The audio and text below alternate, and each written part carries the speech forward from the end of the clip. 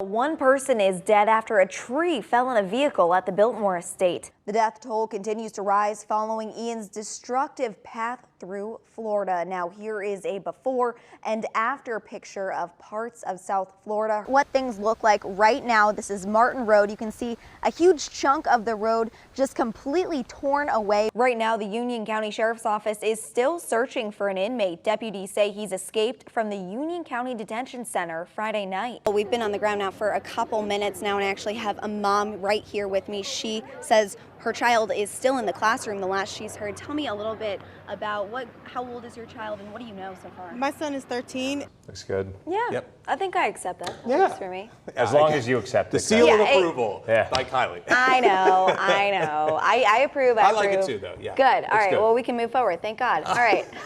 NASCAR's playoff race in Alabama coming right down to the final lap this afternoon. Yeah, it's a checkered flag. Kids, you can make a snowball out of this. This is the good kind of snow. I'm from up north, and this is the perfect snow to play in. I'm excited for the leaves to start changing. I noticed it today. It's just barely It's the starting. perfect time of year right before it changes. It's such a fine line, and it sticks around just for a little time. Fall but it's for awesome. Greenville's coming up soon too. Yeah, excited. Lots of fun. This is WYFF News 4 at 6. As I say, there is damage, there's some heartbreak, there's work to be done, but all in all, it is a good story, another good story for South Carolina.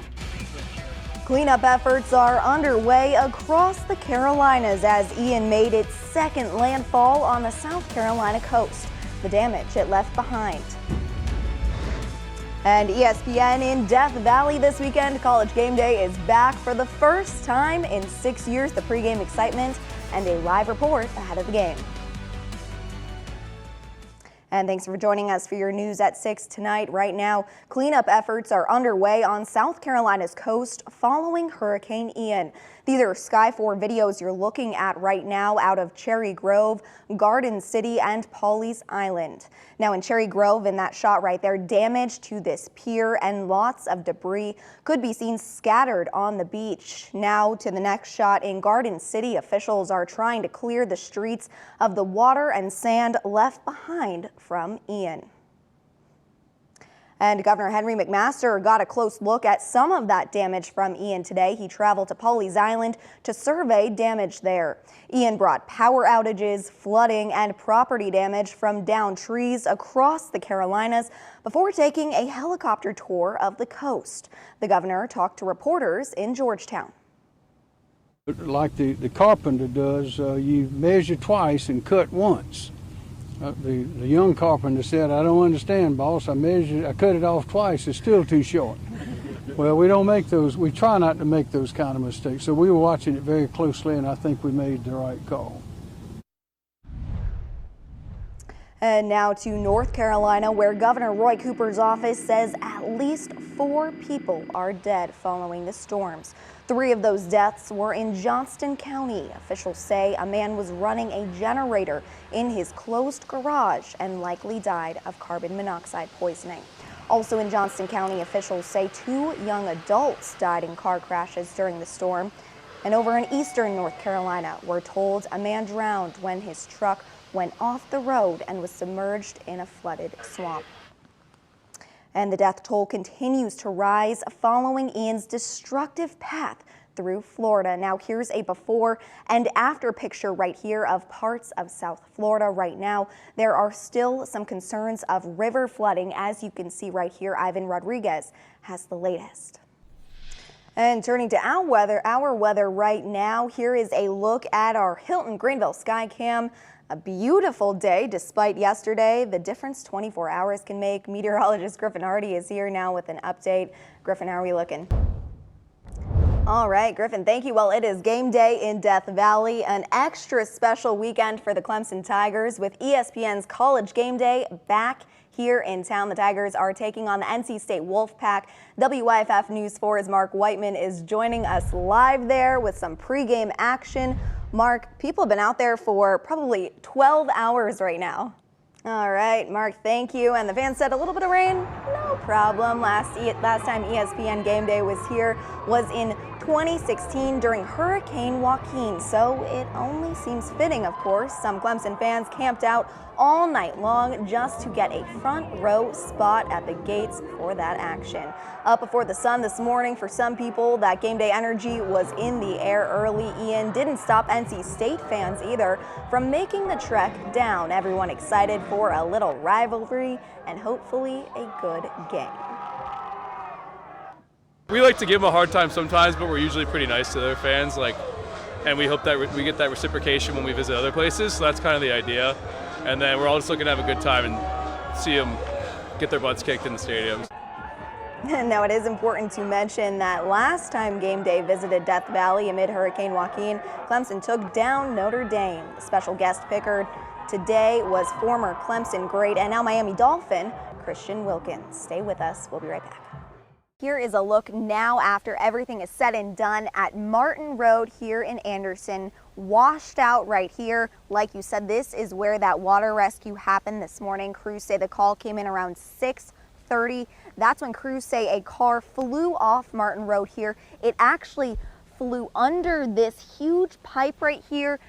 Floodwaters rushing it downstream, carrying it several hundred yards that way. Thankfully, crews say that driver did get out of the car.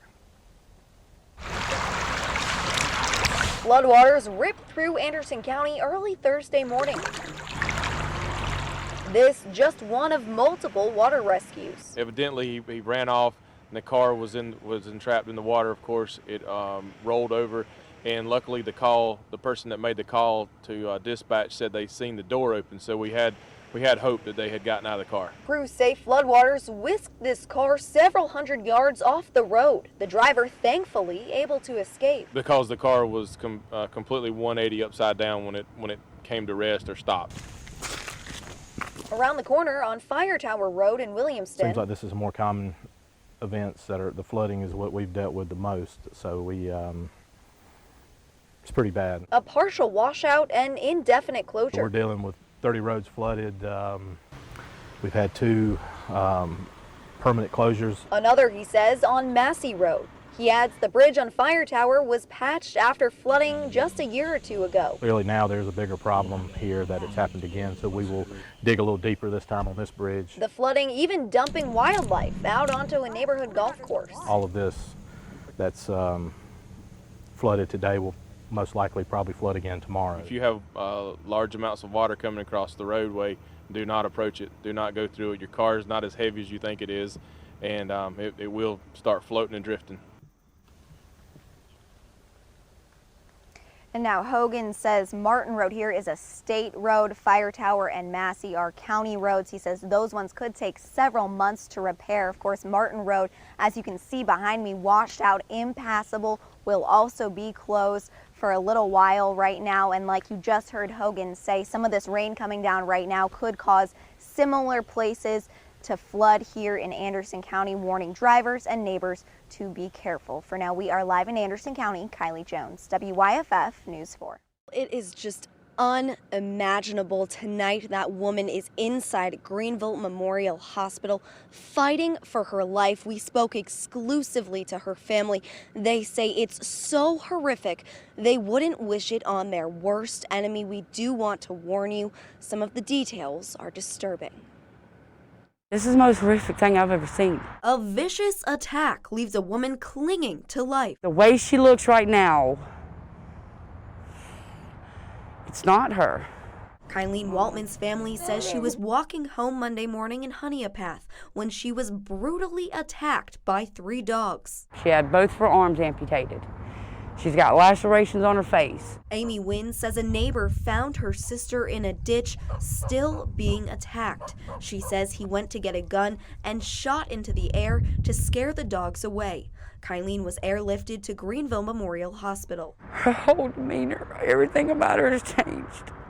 Whether I know she's woke up, which is good. She's actually woke up. But it's not her. Kylie's family says she also had to have her colon removed and may need her esophagus removed. Knowing Kylie, she's not going to want to live. She's not going to want to live like this. She's got too much pride to rely on someone else. The Abbeville County Sheriff's Office says animal control took the dogs and it's now investigating. I don't wish it on no one. I don't want it to happen to no one, and I daggum sure don't want to go through it again.